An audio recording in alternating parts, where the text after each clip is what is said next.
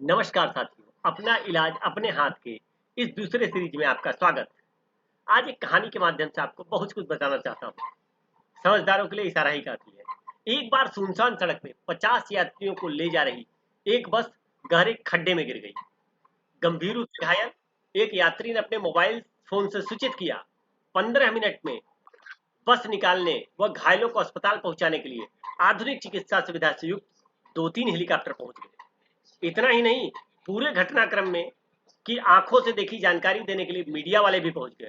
थोड़ी देर में मृतकों घायलों को आर्थिक मदद की घोषणा करने के लिए मंत्री महोदय भी पहुंच गए। 12 यात्रियों को बचा लिया गया।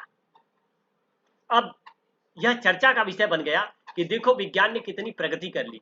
कोई 12 यात्रियों को बचाने का श्रेय मोबाइल फोन को दे रहा है, तो कोई हेलीकॉप्टर को, कोई मीडिया को। हालांकि बाद की खबर जिसकी कभी किसी ने चर्चा नहीं की वह यह थी कि 12 यात्रियों में से 7 यात्री 15 दिन के भीतर मर गए। 2 व्यक्ति आजीवन बिस्तर पर पड़े रहने के लिए अपाहिज हो गए। 3 यात्री ठीक हो गए। लेकिन इन सभी में सबसे महत्वपूर्ण बात जो विज्ञान जगत की यह रही कि सारी चकाचौंध में दब गई। जो चकाचौंध में बात दबी वह कौन सी बात थी कि गड्ढे से 50 मीटर पूर्व एक खतरे का संकेत लगाया गया होता तो शायद वह बस खड्डे में गिरी ही नहीं होती। ये बहुत बड़ी बात है साथियों कि ध्यान दीजिए कि हम क्या प्रोग्रेस कर रहे हैं, कहाँ प्रोग्रेस कर रहे हैं। आज यही हो रहा है। आयुर्वेद ने रोगों से बचाने के लिए जो संकेत लगाए थे वे अंग्रेजी शिक्षा पद्धति ने हटा दिए। जैसे जब तक हृदय की धमनियों में 70% रुकावट नहीं आती, हृदय सामान्य रूप से काम करते रहता है। हृदय में इतनी रुकावट 2-4 महीने में नहीं बल्कि 10 से 15 वर्षों में धीरे धीरे होती है। जब रुकावट 70% या अधिक हो जाती है तब बाईपास सर्जरी, एंजियोप्लास्टी को चिकित्सा के क्षेत्र की प्रगति बताने वाले कूद पड़ते हैं। फिर भी वे जहां 40 से 50% रुकावट होती है उन सबको अनुपचारित ही छोड़ देते हैं और कुछ वर्षों बाद यह बढ़कर 70 से अधिक हो जाती है तब फिर से ऑपरेशन की सलाह देते हैं। तो जो सब कुछ होने के बाद ही उपाय करें वह कैसा विज्ञान? उसे तो जिनका ब्रेन वॉश हो चुका है केवल वही विज्ञान कह सकते हैं। विज्ञान तो वह है जो कुछ होने से पहले ही सावधान कर दे। जिस ज्ञान से मलेरिया, टाइफाइड, पीलिया आदि का खतरा टाला जाए, विज्ञान तो वह है जो मलेरिया आदि होने के बाद दुनिया भर की जांच, मलेरिया का प्रकार, सघन चिकित्सा कक्ष, आईसीयू आदि की कवायद कराए। क्या उसे विज्ञान का दर्जा देना उचित है? चौकीदार का काम चोरी रोकना है, न कि चोरी होने के बाद चोर का हुलिया बताना। हुलिया बताने वाले को कुछ भी कहें, चौकीदार नहीं कहा जा सकता। मेरा उद्देश्य आपको रोगों के साइन बोर्ड पढ़ना सिखाना है ताकि आप बीमार पड़ने से बचे रह सकें।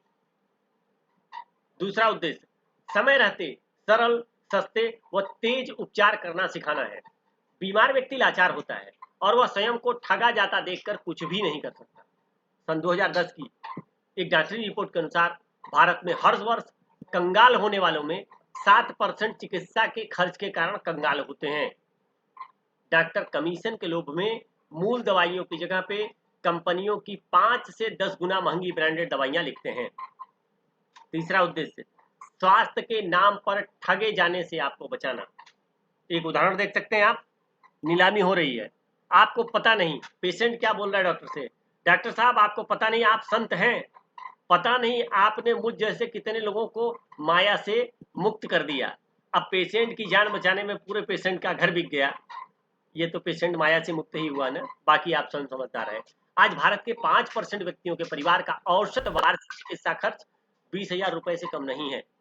दूसरे शब्दों में भारत में प्रति व्यक्ति वार्षिक आय चिकित्सा खर्च 4,000 रुपए है। अर्थात 134 करोड़ की जनसंख्या का देश प्रतिवर्ष 540 लाख करोड़ रुपए चिकित्सा पे खर्च कर रहा है। इसको जानने के बाद आपको यह स्पष्ट हो जाएगा कि इससे 90% खर्च बेकार है। इसमें से 90% खर्च बेकार है, अर्थात 4,46,000 करोड़ रुपए बर्बाद हो रहे हैं। मास्टर, तुम्हें रेट 25% कम करने के लिए कहा गया था तो तुमने कपड़ा ही 25% कम कर दिया। उफ, इस एसिडिटी के कारण तो मेरी क्षमता ही 25% कम हो गई। अब देखिए किस लेवल की बातचीत कहाँ से कहाँ हो रही है। बाकी आप स्वयं समझदार हैं, इससे अनुमान लगा सकते हैं। इससे भी बड़ा नुकसान यह है कि जब परिवार में एक व्यक्ति बीमार पड़ता है तो केवल उस व्यक्ति पर ही नहीं, पूरे परिवार की कार्यक्षमता पर दुष्प्रभाव पड़ता है। रुपयों की दृष्टि से इस प्रकार समझा जा सकता है कि यदि कोई व्यक्ति बीमार है, उसके परिवार की आय 1 लाख रुपए है, तो सभी के स्वस्थ रहने पर उस व्यक्ति की आय 1.5 लाख रुपए हो सकती है। व्यक्ति बिस्तर पर पड़ा न रहे, इसलिए एसिडिटी, जुकाम, कमर दर्द, साइनस जैसे रोगों से पीड़ित रहे, तो भी उसकी व्यक्तिगत आर्थिक क्षमता 20 से 25% कम हो जाती है। इस प्रकार मेरा चौथा उद्देश्य आपके पूरे परिवार को स्वस्थ रख आपको प्रतिवर्ष हजारों लाखों का लाभ पहुंचाकर समृद्ध बनाना है। महाकवि रहीम ने कहा है, रहीमन विपदा हो भली जो थोड़े दिन होए। बहुत दिन भूखे रहने पर तो विश्वामित्र को भी प्राण रक्षा के लिए कुत्ते का मांस चोरी कर अपनी भूख मिटानी पड़ी। लंबे समय तक या बार बार बीमार पड़ने पर व्यक्ति भविष्य के प्रति भयभीत रहने लगता है, जिससे धन संग्रह के लिए अनैतिक हथकंडे अपनाकर समाज को भ्रष्ट करने का अपराध करता है। इस वीडियो का मेरा पांचवा उद्देश्य भय मुक्त स्वस्थ समाज का निर्माण करना है। इस जिस पुस्तक से मैंने इसको लिया हुआ है, छठा उद्देश्य मानसिक चश्मे की गुलामी को हटाना है, जिसका कारण आप हजारों वर्षों से निरीक्षण प्रमाणिक परंपराओं को समझने में असमर्थ हो गए हैं और कुछ स्वार्थ प्रेरित आंकड़ों के आगे झट से आत्मसमर्पण कर देते हैं। इस कटचित्र को देख करके आप अनुमान लगाइए, कृष्ण मुझे शकुनी को कोई नहीं मार सकता। जब कलयुग में कंपनी तंत्र शुरू होगा तब तुम बहुत से रूप धारण कर अपने आंकड़ों से सारे भारत को वश में कर लूंगा। हा हा हा।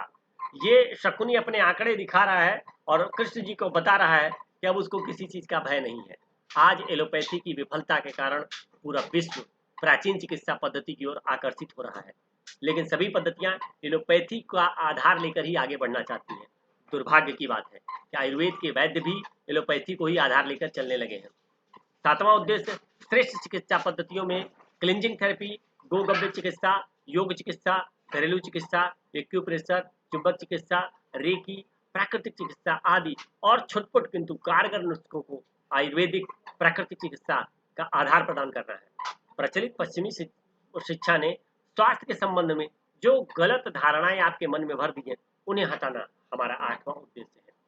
आज हमारे देश में एक कहावत है, 100 दवा 1 हवा, लेकिन विडंबना देखिए कि एक भी बड़ा अस्पताल शुद्ध हवा से युक्त गांवों में नहीं, बल्कि सब के सब प्रदूषण से भरे शहरों में खड़े किए गए हैं। इस पर आप गहराई से विचार करें तो आपको चिकित्सा जगत में चल रहे षड्यंत्रों का आभास होगा। ग्रामीणों की आर्थिक स्थिति कमजोर होने से भारत के गांवों में चिकित्सा की हालत बड़ी दयनीय है। नौवां उद्देश्य देशवासियों, ग्रामवासियों और वनवासियों को श्रेष्ठ, तेज, सरल व लगभग मुफ्त चिकित्सा का ज्ञान उपलब्ध कराना है। शहर का प्रदूषण तो दम ही निकाल देगा। चलो कुछ दिन गांव की शुद्ध हवा में रहकर स्वास्थ्य का लाभ उठाएं। और गांव वालों को क्या बताया जाता है, चलो शहर में जाकर के अस्पताल में अच्छा इलाज कराते हैं। तो इसी पे एक प्रसिद्ध शेर है कि बर्बाद गुलिस्ता करने को बस एक ही उल्लू काफी था। बर्बाद गुलिस्ता करने को बस एक ही उल्लू काफी था, हर डाल पे उल्लू बैठे हैं, अनजान गुलिस्ता क्या होगा। तो भारत में अंग्रेजों ने कुछ अपनी स्वास्थ्य व्यवस्थाएं खड़ी की और बाकी क्षेत्र में अव्यवस्था फैला दी। मैकाले की शिक्षा पद्धति से निकले लोगों के दिमाग में यह भरा गया कि अंग्रेज यानी व्यवस्था, भारतीय यानी अव्यवस्था। इस पुस्तक का अंतिम एवं सर्वोपरि उद्देश्य आर्थिक, प्रशासनिक, न्यायिक, शैक्षिक, चिकित्सक व कृषि व्यवस्थाओं को फिर से भारतीयकरण कर परम वैभवतम नेतुमेतत राष्ट्र स्वराष्ट्रम, परम वैभव नेतुमेततम स्वराष्ट्रम, अपने देश को परम वैभव के शिखर पे ले जाना है। तो आप सभी साथियों का धन्यवाद। आपका दिन शुभ।